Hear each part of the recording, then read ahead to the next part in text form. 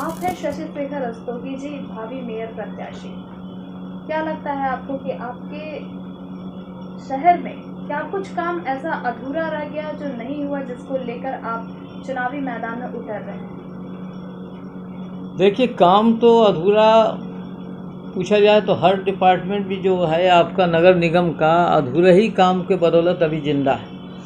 कोई भी योजना बनती है पूरे तौर से कारगर नहीं हो पाती, इसलिए कि सबसे पहले तो उसमें पैसे का बंदरबाट होता है कि कौन कितना खा सकता है, और तब योजना जो बचता है पैसा वही योजना में लगती है, वो भी इस ढंग से नहीं लगती, इसलिए कि कार्य योजना नहीं आपकी सही।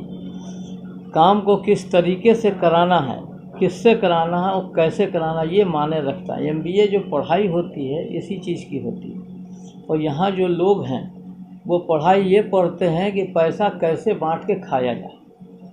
तो हमको सबसे पहले इस पे लगाम लगाना है।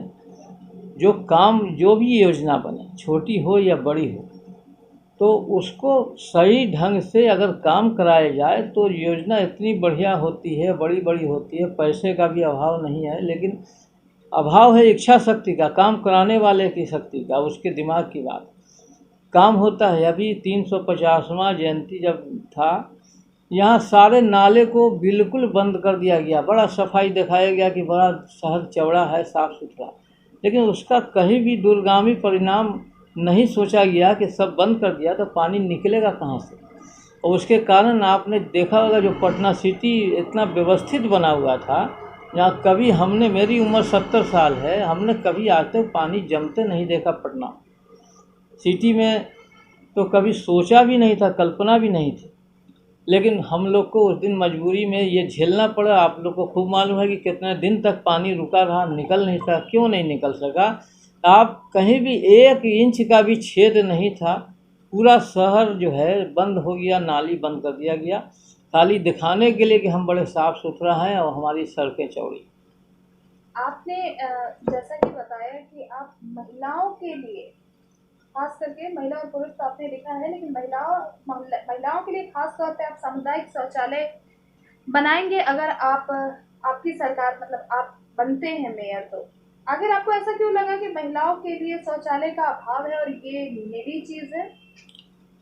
देखिए, इसका सबसे बड़ा अनुभव मेरे इसलिए होता है कि मेरी दुकान है, एक रिटेल शॉप है, और वहाँ औरतें जब आती हैं तो बाथरूम का इतना डिमांड होता है, यहाँ तक कि जो ग्राहक जानते हैं कि इनके यहाँ बाथरूम है तो बाहर से भी आके बाथरूम के लिए जाती हैं। तो हमको सोचने में मजबूर हुआ कि आखिर क्यों आती।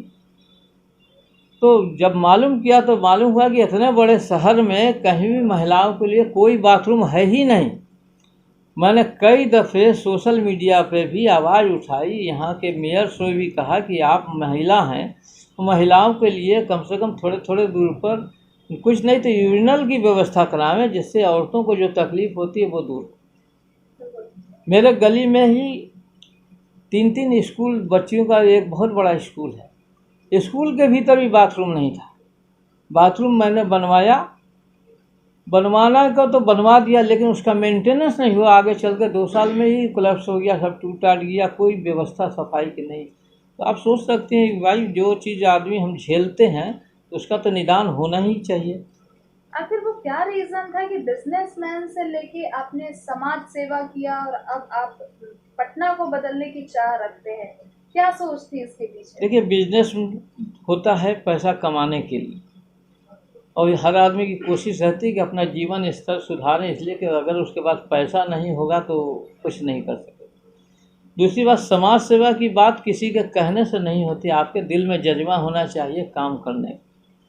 और मेरा आज से नहीं 25 साल से ये प्रयास रहा कि पटना सिटी ने अगर हमको कुछ दिया है तो हम पटना सिटी को भी कुछ दें। और जो भी आप देख रही हैं, हमने मेयर का चुनाव की तो इस साल अभी की बात है, आप सोच सकते हैं 20 साल पहले से हमने पटना सिटी में जब देखा कि आदमी को पानी पीने की बहुत दिक्कत, तो मैंने सबसे पहला काम किया कि हर चौक चौराहे पे ठंडे पानी का संयंत्र लगवाया, जिससे लोगों को बहुत आराम मिले। जितनी मठ मंदिरें यहाँ की हैं सबकी व्यवस्था को देखा, सफाई, मरम्मत, नया निर्माण जो कुछ भी होता है ये हम कराते रहते हैं। ये मेरा अपना शौक़ है, और यहाँ मंदिरों का ये गढ़ है। बनारस के बाद पटना सिटी ही ऐसी जगह है जहाँ मंदिरें बहुतायत में हैं और बहुत बड़ी बड़ी और बड़ी प्रसिद्ध मंदिरें हैं, लेकिन देखभाल के अभाव में सबकी अवस्था जीर्ण है। धार्मिक न्यास परिषद ने इसीलिए मेरा ही नाम यहाँ के 3-4 मंदिर के रख रखाव के लिए धार्मिक न्यास बोर्ड की तरफ से मेरे को अध्यक्ष बनाया गया है। कोरोना काल में आपका नाम बहुत निकल के सामने आया कि आपने एक काम किया, लेकिन बहुत लोग आपको ऐसे पहचानते नहीं। क्या कुछ वो काम था आज जनता को आपके मुंह से सुनने की जरूरत है? देखिए, कभी भी काम के पीछे 2 तरह से काम होता है। एक आपके लिए अपने लिए होता है, एक दूसरे को दिखाने के लिए होता है। मैंने कभी कोशिश नहीं किया कि लोगों को दिखा के काम किया जाए, कोई मंच बना के किया जाए, फ़ोटो खिंचाया जाए, अखबार में फ़ोटो जाए, नाम जाए, ये मेरा कभी उद्देश्य नहीं रहा।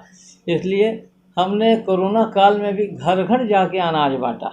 हम कहीं स्टॉल लगा के और चेहरा दिखा के और माइक लगा के ऐसा नहीं बांटा कभी भी। और लोगों को ऐसे ऐसे जगह क्षेत्र में भीतर घुस के मुस्लिम इलाके में भी भीतर जाके जहाँ कोई पहुँच नहीं पाता है, बहुत से जगह ऐसी औरतें हैं या परिवार है जो आके आपसे मांग के नहीं ले सकता है, ऐसे ऐसे लोगों को खोज के चिन्हित करके उनके घर तक पहुंचाया। ये अपना शौक़ था कि लोगों को आराम मिले और कुछ समाज का सेवा हो। अगर आप आते हैं, अगर आप बनते हैं मेयर, तो कुछ ऐसे महत्वपूर्ण काम बताइए जो ऐसा लगे कि बिजनेसमैन हो या आम आदमी हो उसके हक की बात है। देखिए, बिजनेसमैन के लिए सबसे बड़ी बात तो यहाँ जाम की समस्या बहुत ज़्यादा है।